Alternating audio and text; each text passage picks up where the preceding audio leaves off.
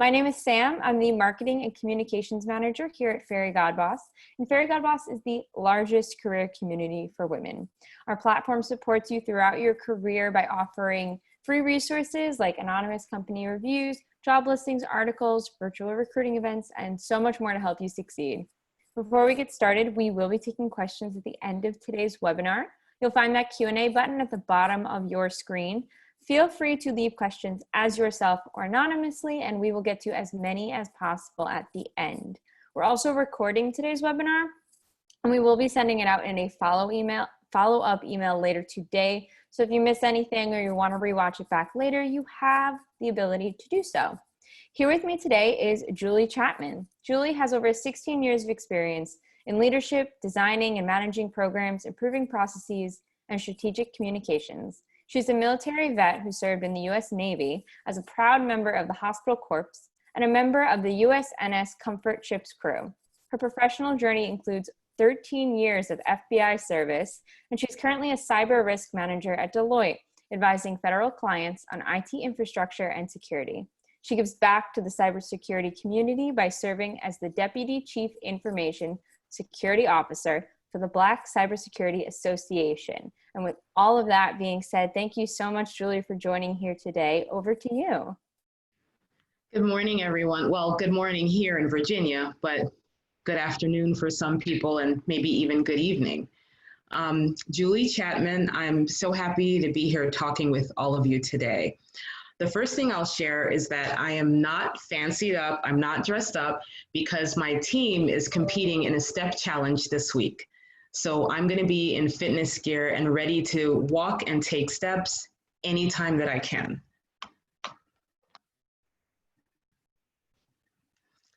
Today I'll be chatting with you about how to handle a negative performance review. So when you first are on the receiving end of a negative performance review, you can have all sorts of feelings, especially if you weren't expecting it.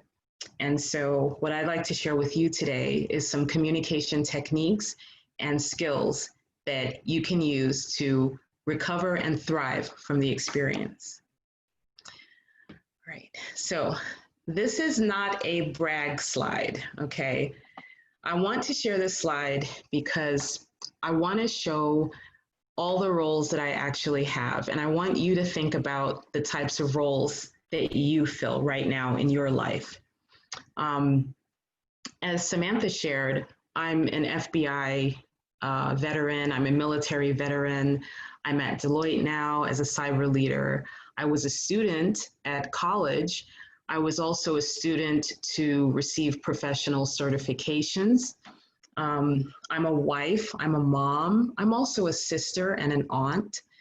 I'm a neighbor. My family is originally from the Caribbean and I'm a first-generation American. I am a dog mom, I'm a science nerd, a science fiction nerd, and I enjoy conspiracy theories. The more out there, the more entertaining. And I want to share all of this because I want you to think about all the roles that you've had, and you are always getting feedback about those roles. As a wife, my husband definitely gives me feedback, you know. My son, my teenage son, definitely gives me feedback, both positive and not so positive. So just think about that and think about the first time that you've received performance feedback in writing. It was probably when you were a student and you got some kind of letter grade.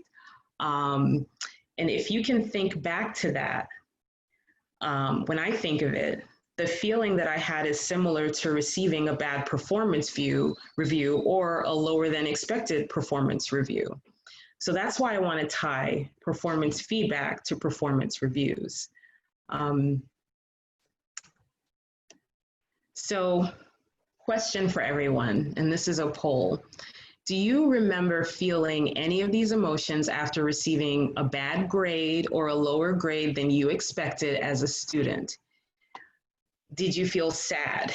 I should have studied harder, or I should have started that paper or project earlier. Did you feel afraid, frightened? Will my parents ground me? Will I lose my scholarship? Maybe angry, I didn't deserve this grade. This is unfair. Or maybe you're in the special group that this never happened to. But please pick as many answers that apply to you.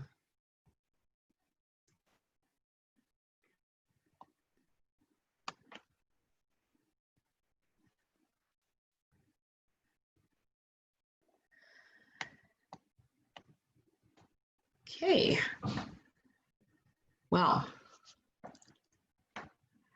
so it looks like most of us have felt sad, frightened, angry, or a combination of all three when we were students and we received a bad grade or a lower grade than we expected. The other thing I wanted to share is this, like with some of the grades we receive, they are on examinations and tests, right? So there is a right and wrong answer, and those are very objective. But some of us have written essays in school, and that's somewhat subjective. And so for the subjective ratings and reviews, maybe those emotions are even greater. So let's talk about what performance reviews are. So they are recurring. In some organizations, they happen once a year. Some organizations give a mid-year review and then something at the end, and some organizations do it quarterly. There's usually official results. You get some kind of rating or score against a certain set of metrics. Maybe you're even compared against your peers. And of course, the results are documented. Now, this last part is probably why the emotions get kicked up if the review doesn't go the way we want or expect to the negative side. The reviews and the ratings are linked to professional results, like maybe your raise is smaller or not at all. Maybe you don't get your bonus, right? Maybe you miss out on opportunities if your rating isn't above a certain level. And then there's a perception piece of it, your professional reputation. So all of this can feel quite threatening. And so that it's important to take a moment and realize the logic of it, right? It makes sense to be upset if your performance review is lower than you expected or if it's bad. So now I'm going to ask another question.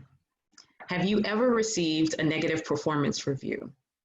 And by that, I will include a performance review that may not have been bad, but it was lower than what you expected.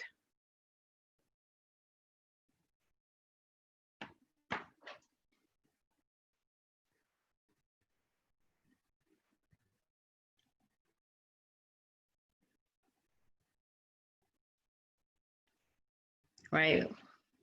Can't wait to see the results.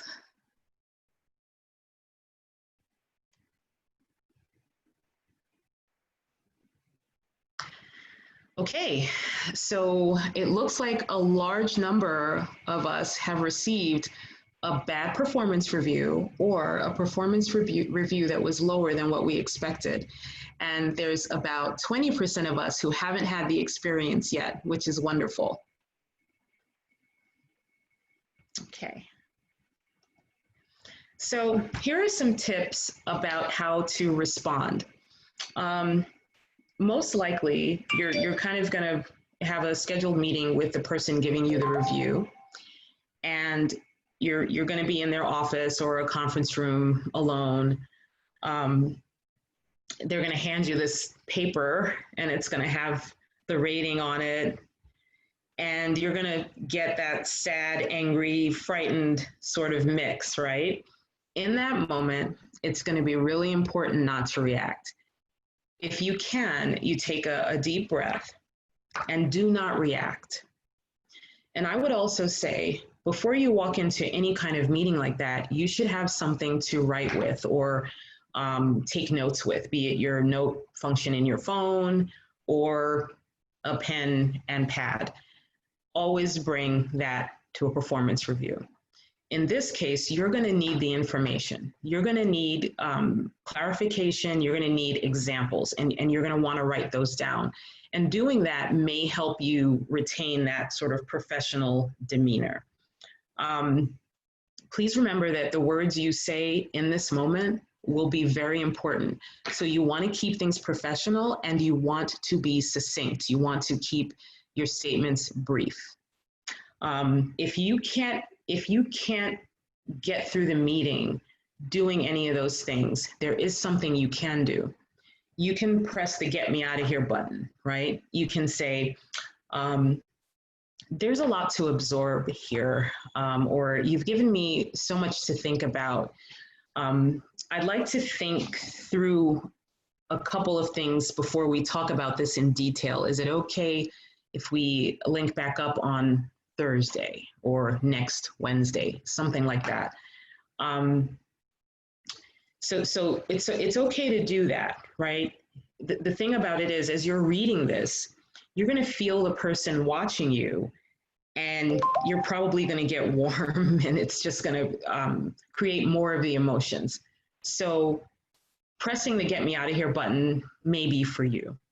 If you can make it through the meeting, you ask for clarification on anything your manager says at a high level. Ask for examples. Make sure you don't leave the room without understanding exactly what you need to do to perform better. I think we have someone in the chat.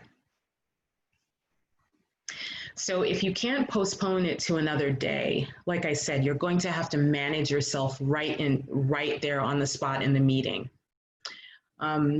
But there are some things you can do to always be prepared for your performance reviews. We always want to go in with the idea that it's probably going to be positive. And if we have been communicating all throughout the performance cycle, we really shouldn't be surprised. But it can and it does happen to lots of people. So as we go through this webinar, I'll share some tools for that. In this case, if you can get out of there and you need to, I recommend pressing that button. Can we link back up in a couple days so I can have some time to review this alone and sort of think things through, right? You can ask for examples by saying, hey, I really want to improve in this area. Can you share a few examples? Sometimes you get feedback and it's very high level and it has adjectives like you may not pay attention, or you are this, or you are that. You want examples, work-related examples. Okay. So let's say you press the get me out of here button and you're sort of, trying to prepare. There are a couple of things you can do. The first thing is, do you really understand how your organization's performance review system and rating system works, right? Do you understand the methods, like what the different ratings mean, what the criteria is for getting a specific rating? How important is this rating? For example, I worked in an organization that gave a mid-year and then an end of year. And some people would get really riled up at the mid-year if it was lower or if it was negative. And it was because they didn't understand the purpose of the mid-year. The purpose of the mid-year in that organization was not to be a permanent record. In fact, when the end of year came, it would be deleted. The purpose of the mid-year in that organization was to give you a pulse check so that you know which track you were on and give you an opportunity to course correct way before the end of the year. So they were really missing out on having those deeper conversations at mid-year. If they received any negative information, instead of kind of going into a turtle shell and just withdrawing, it's important to dig deeper and find out. So understand how important is this particular review, rating, and meeting. The last thing is options. In some organizations, if you do not agree with the rating that you receive, there is a mechanism in place to dispute it. Now, of course, if you can maybe influence your manager to change the rating without going through the official process, that probably would be preferable, right? And that brings me to the next bit of advice. influence. You can expand the narrative. When you are preparing for the follow-up meeting, you should already have some sort of folder or file with written praise or thanks or kudos from your colleagues, your teammates, or your customers.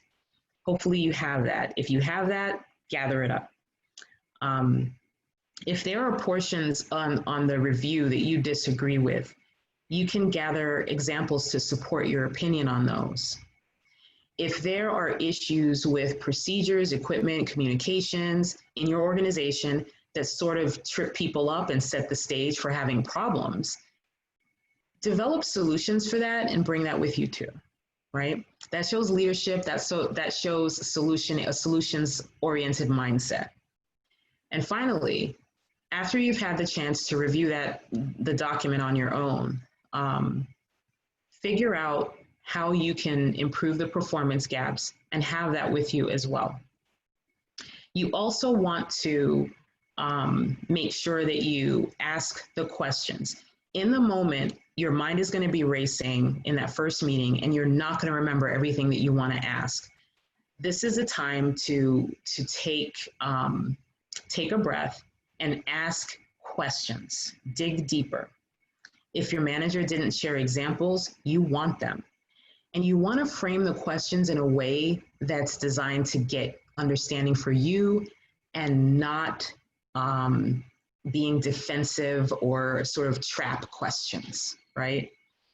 Okay.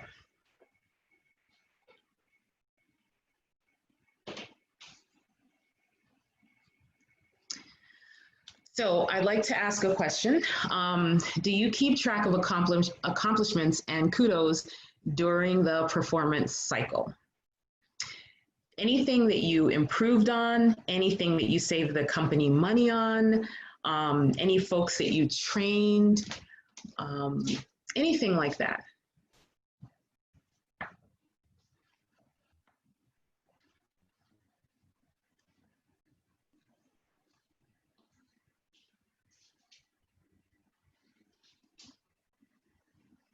All right, let's see the results.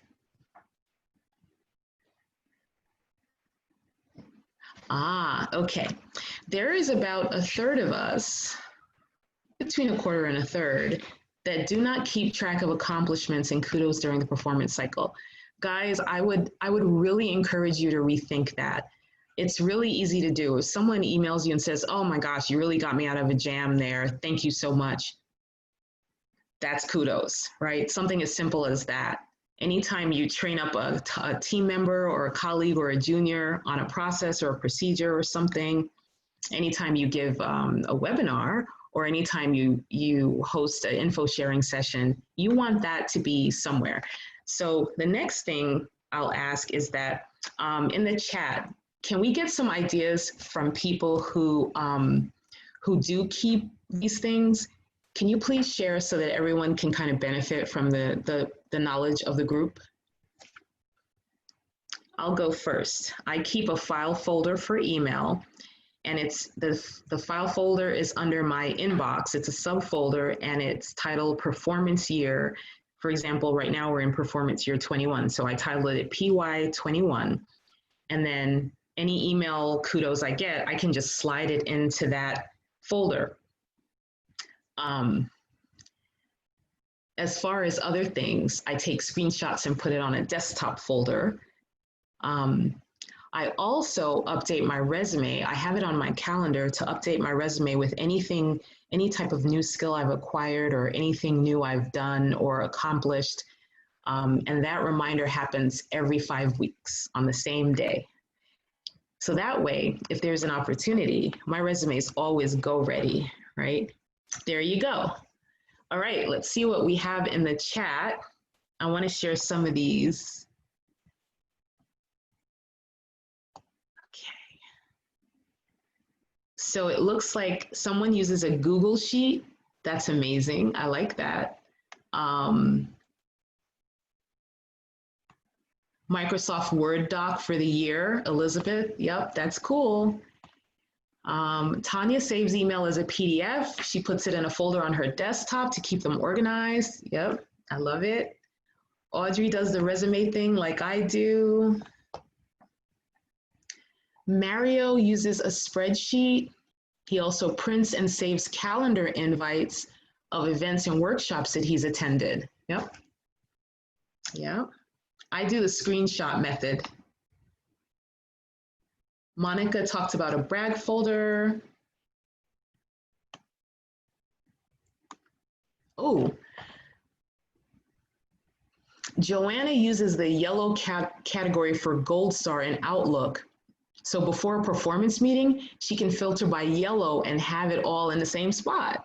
I like that. I didn't know. Well, yeah, I guess you could do that, a yellow category. Okay, cool. Christina keeps written notes.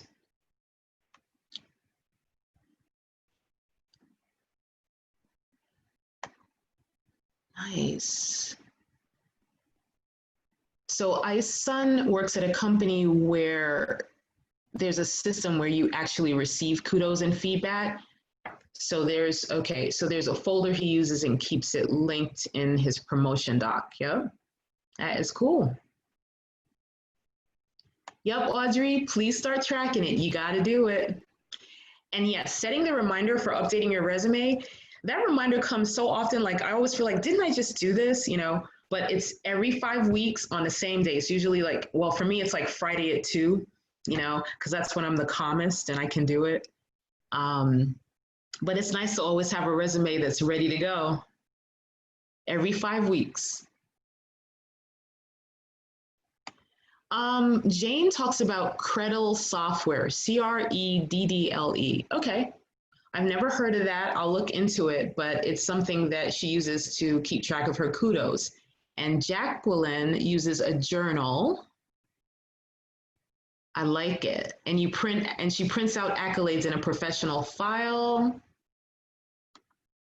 Yeah, Erica's pointing out something important. If the company lays you off or terminates you, you may not have any more access to your computer. So you may want to think about that. But then again, if you're working with something sensitive, you probably can't forward. If the email that says thank you is sort of in a group of traffic that involves company work, you won't be able to remove that from the company, computer or servers and stuff without getting into trouble. So whatever your situation, we've got a lot of really good ideas here, but whatever your situation is, if you can think of a way and have it coincide with when you know you're going to be reviewed, have it ready and arrive in the conversation with those things already, and maybe that helps you if you're confronted with a negative review or a lower review than you've expected. You've already prepared. These tips that I'm sharing could be done before, like most of them. Understanding your company's performance rating and review system and what it takes to get the very highest rating and what happens if a rating falls below a certain mark, knowing that.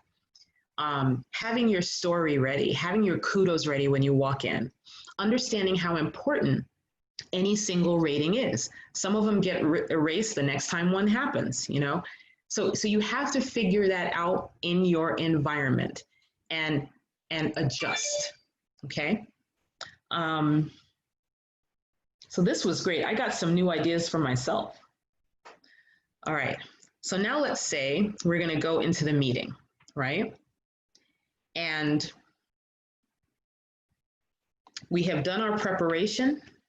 We have figured out the performance review cycle and the consequences and our options and how important it is. And we're there with our documents, with our ducks in a row. Again, it will be important to be professional and succinct, right? I can't stress that enough. It's more like you have to be calm. I mean, there's no other way to state this. It feels very personal. It takes us back to these childhood feelings of the first time when someone showed us that they didn't approve of something we said or did. So it's very easy to become animated and defensive and even yell or cry, But if you prepared ahead of time, you can walk in with quite a bit more confidence, and you can be professional and succinct. During the meeting, definitely share your improvement plan. You know, there may be things that you thought you were doing extremely well that could be improved. We can all be improved. Make sure you ask for your manager's input and advice. People love that, right? But in all fairness, your manager is best positioned to give you that. They're giving you the rating, and they should be able to give you input on how to improve.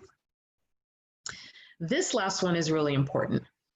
You got to get your manager to commit to giving feedback at some specified time before the next rating comes along. And the reason I say that is because you want to show, A, that you are serious about improving, and B, that you're professional, and you want to document that you're improving for the next rating. So how does that look? It's sort of like this. Can we chat about where I am on skill X in about 3 or 4 weeks? I really want to make sure that I'm improving. And then when you get back to your desk, set up the calendar invite, and in the notes put, following up on blah, per our discussion, right? So remember, this conversation is about your performance. It's not about where your manager or other people on your team fell short. It's definitely not about criticizing the organization. So I want to link it back to the suggestion that I had about if there were processes, equipment, or communication that gave you a bit of trouble. You have to really frame that in a certain way that you're not blaming, you are solutions oriented. Because the conversation is about you and your performance, not other people's shortcomings or how the organization isn't that great. Delivery matters. Avoid being defensive and argumentative. You'll have the materials and information you gathered during your prep.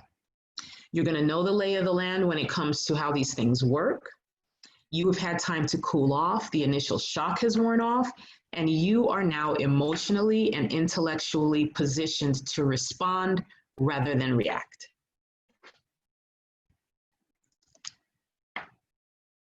Okay, so this is an interesting set of cogs, right?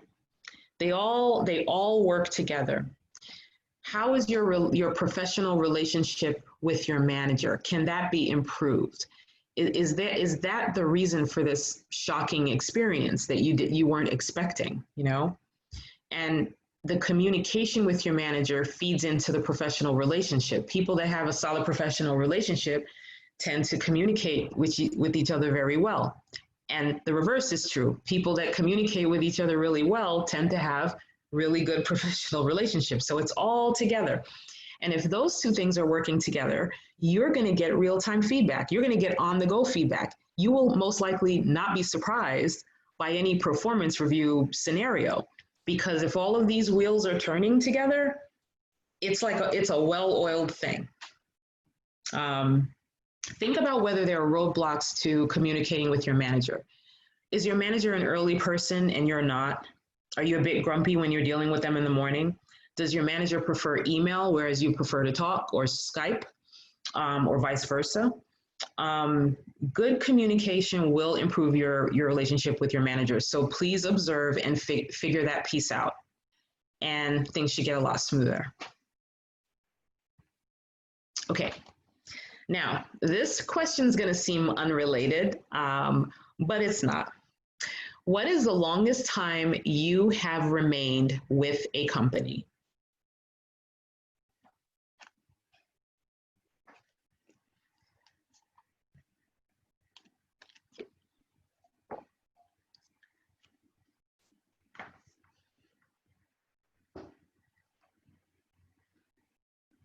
All right, let's see how many seasoned people we have here. Oh, wow. Okay. So we've got a spread. We've got a few people. Well, we got one person that's a year or less. We've got some about 4 years, and then 4 to 10, and then a third 10 plus, like me at the FBI. So So this is great. All right. Why am I asking this? Well, there's a reason. If you can remember the slide that I shared about me, like all the aspects of me, one thing that wasn't on the slide was this. I served as a volunteer firefighter in my local community. And I live in a rural community. It's not very diverse.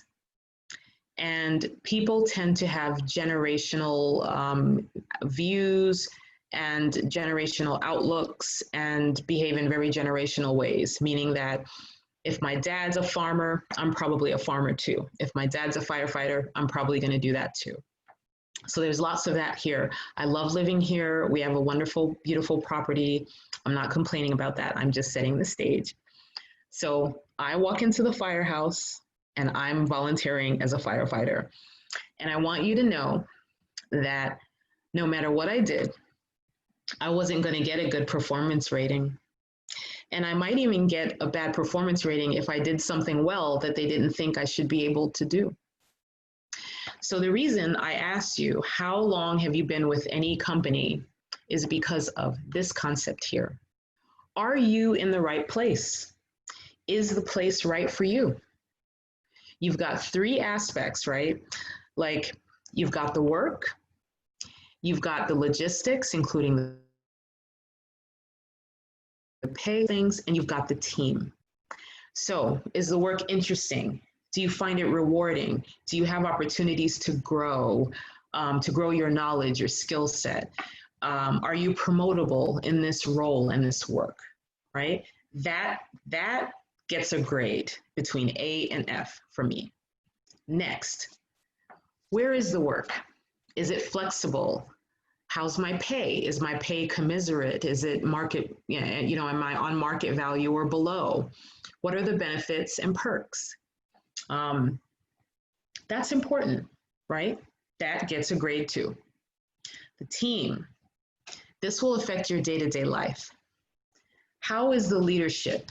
Is the culture and the leadership style something that you can connect to? Some people really need authentic leadership. Some people prefer leadership at a distance. In some organizations, leadership is a do as I say, not as I do exercise. How are your colleagues and your teammates? Have you connected with them? Do they include you? What about the customers that you serve? Do you enjoy interacting with them? Do you feel satisfied after solving a problem? Do you get the chance to do that? What about the stakeholders? What community do you serve? Are you proud of that? For me, volunteering as a firefighter meant something. When I was on the USNS Comfort in the Navy, I had firefighter training, and for one of the deployments, I was part of the fire crew.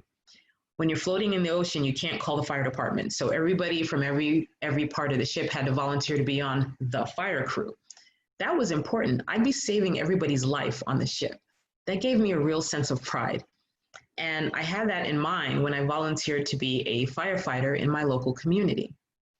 I gave it 2 years, and then I decided, when I averaged out the grades of these three things, that the organization did not deserve my services. Now, of course, if you're volunteering, you can't put pay in there, right? So I weighted that a little bit less. I will apologize because I have rescue dogs with me here, so you probably heard that. But I'd like you to think about this. How long have you been where you are? I noticed that some people in the chat, when we first started talking, were sharing stories about how they were unfairly rated and reviewed, and how things were subjective rather than objective. And I want to touch on that a little bit with this. This will help you evaluate what's going on. Sometimes we stay in situations much longer than we should, like with a bad boyfriend, right? Sometimes it's time to let it go. So what are the grades for where you are now? Would anyone care to share? Overall, A, B, C, D, E in the chat.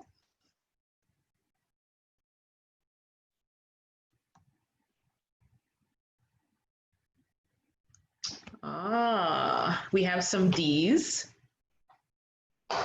We have some C's.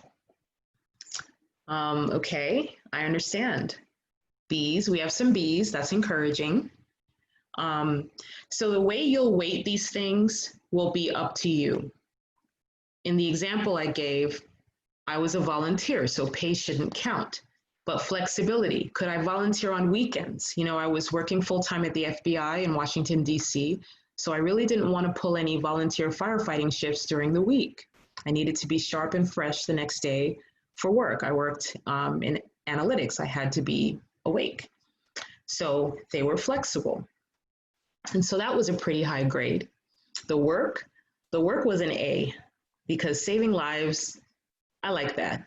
The team, that got a low grade, and that's what made me fail them out.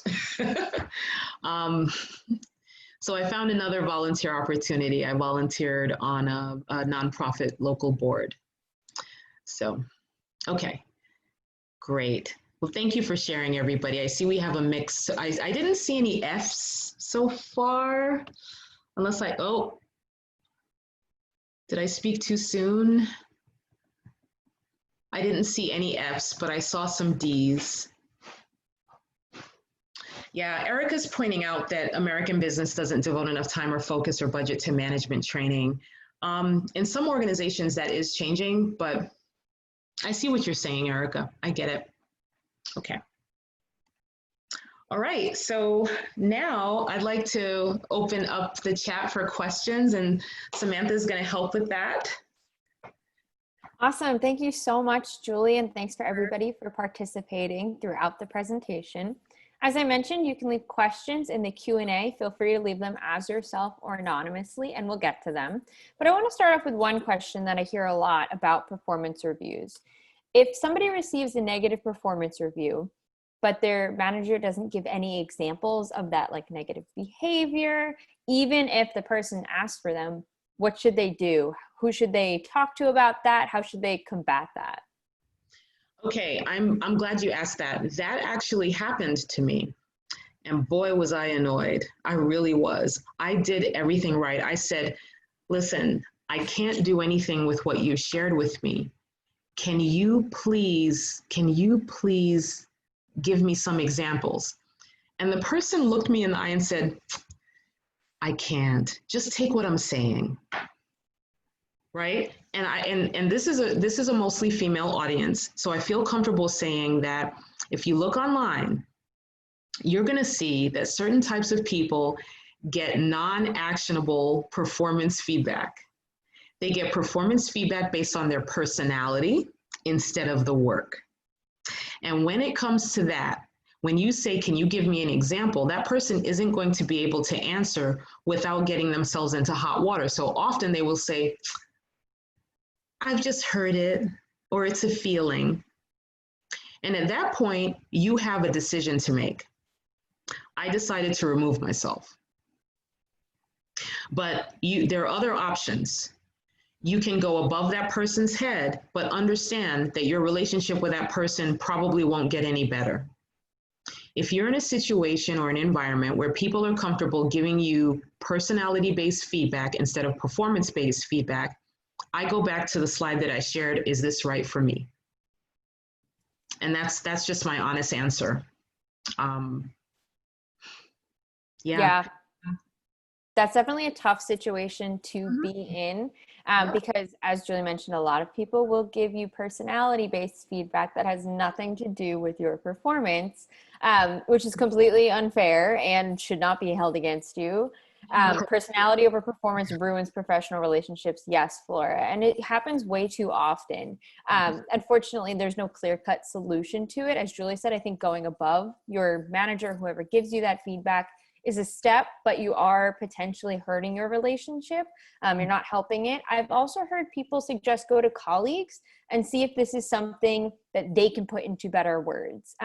Your colleagues sometimes are your friends, so they might want to be lighter on you, but you can go to them if they're trustworthy and say, hey, have you noticed anything, about X, Y, and Z in my performance? And maybe they'll be able to give you honest examples. And so you'll know, okay, it actually is my performance, but if they can't come up with anything, it might be about your personality. You might want to be careful with that too. You really, this is a really individual thing. Mm-hmm. You have to determine what your comfort level is. You know the lay of the land where you are. And so generic advice doesn't work. I'm just going to give general advice. I have about 20 something years of workplace experience, and I've made mistakes. I've trusted the wrong people. When it comes to discussing your performance review, you really do want to be careful who you share that with. And it may be an organizational problem or a problem underneath that specific manager. It's possible that that manager is giving inappropriate feedback to other people. I've heard women say that they got feedback saying, you should smile more, you should smile less, you should talk more, you should talk less, you're too aggressive, be more assertive. So this is not helpful, right? And you have to decide, what am I getting out of this job? Or what am I getting out of this role? How does this help me meet my goals? If it does not, and like I said, I decided not to be a volunteer with that organization anymore because of the fact that I knew if I did well, I was definitely getting a bad performance feedback because that would be threatening to other people. In the case of this manager who said, I can't give you any examples, just believe me, I decided right then that I wouldn't believe him and that I would be on to something else, right? Yeah. So let's see. So someone else asked me, why did I decide to do this? Well, I looked at the list and I thought that this was the most interesting. I thought that this was a real life situation. And I knew that researching would help me, right? And presenting this would help me because as you teach, you learn. Awesome. All right. Does anybody else have any questions in the meantime? Oh, an anonymous attendee asked, when you have one bad performance review, how do you break that perception that seems to carry on with you even after you've turned things around? Good question. Well, I mean, the bad perception on the part of the manager, your colleagues, or you? Yeah. Are you kind of feeling emotional residue from the experience and maybe projecting a bit? Because at the very next performance review, if you've turned it around, it'll be a good performance review. So then what happens to the other one? It kind of just, it's in the rearview mirror. So one thing that I've experienced, and I'll be a little bit vulnerable here, is after receiving a performance review that was lower than I expected, it affected me. It affected me, right? I was carrying that around like a bag of rocks for a little while. And if I had put that down, because other people weren't feeling it, they just weren't. My colleagues didn't know what my rating was. How could they know, right? So that's why I'm saying, I'm just asking, is it something that you're feeling or is it reality? I don't, Yeah. Both are. How would your colleagues know what you got? And if they do, then see, you're in an organization that you don't want to be in because those things are private. Yeah, that's a great point. With that being said, we are hosting another webinar on imposter syndrome, and receiving a negative performance review can definitely play into that. So if you're feeling that right now, I'd encourage you to attend that webinar. I believe it's next week. I'm going to come to that one. Like what Audrey said, that work is what you do and not who you are as a human being. I think that that's important. I think if you're living in a capitalist society, the temptation is to attach value to what you do rather than who you are. And that leads to all kinds of distortion, right? When you get these negative reviews, it really is a bigger blow to your self-esteem than it has to be. Because thinking back to my slide where I showed all these things about me, your slide has all those things too, of who you are, not just working at company X. You're so much more. How do you handle teams when you receive the best performance review and the others receive not so good? I'm going to say this. I had a manager that was, she didn't mean to do it, but she was setting me up a little bit to be at odds with my team members. I'm very organized, I think in columns and rows and bulleted lists. And I tend to approach my work that way. And I would come up with templates and processes. And in the team share, like the unit share, everyone got a chance to put that up. So I put mine up. And then she would go, everybody, do it just like Julie. Okay, so she did that a couple of times. And I got worried that people would start to get annoyed. Now, in that case, she's not revealing people's performance rating, but she's praising me consistently in front of my teammates, and other people aren't getting that. They're not getting that praise. And so that can cause a rift between you and your team, similar to if everyone knows you got the best review and other people got bad ones, right? So how do you do that? You go, listen, you know what? You're just as smart as I am. Let me show you what I did. Let me show you what I did. I'll help you out. That's what you do. And by doing that, I got closer to them. And on top of it, at the other team meetings, I didn't go first. And I would even say, hey, Mary and I were talking, and I noticed that she made up this. I think everyone should see it. Spread your prestige around. Spread the regard around. If your manager is focusing on you like you're the golden child, spread that around. Advocate for other people. Yeah, that's great advice. We have another question here. It's a bit long, so I'm going to condense it. Essentially, their manager kind of blindsided them by telling them not to worry about certain things that won't affect their performance review. When they got to the review, all of those things they said don't worry about came back to bite them, and they got a negative review. So how do they handle a situation like that? Well, if you can remind your manager of your discussions, preferably in follow-up emails that you sent, that would be great. Anytime somebody says to you, don't worry about this, it won't affect your performance review, go to your desk and write an email. Yes. Document everything. Because if you can come back and say, well, you said that wouldn't matter, well, you have something there. Mm-hmm. And you don't have to be a jerk about it, right? You can just, there's a tone. Hey, just jotting this down so that we're both on the same page. And then when you walk into the review, whether or not you think it's going to be good or bad, have your stuff with you. Mm-hmm. Yep. Great point. These questions are very similar, so I'm going to group them together, but we have two different anonymous attendees. One's asking, how do you handle workplace bullying in the form of negative performance reviews? And very similarly, what do you do when a manager kind of gaslights you during your performance review? We have covered that. Here it is. The math doesn't work out. What do? I do the math, and when the math doesn't work out, I depart. That's what I do. And it doesn't mean departing the company. Maybe this group is not the group for you. Maybe this manager is not the manager for you. Yep, that's a great point.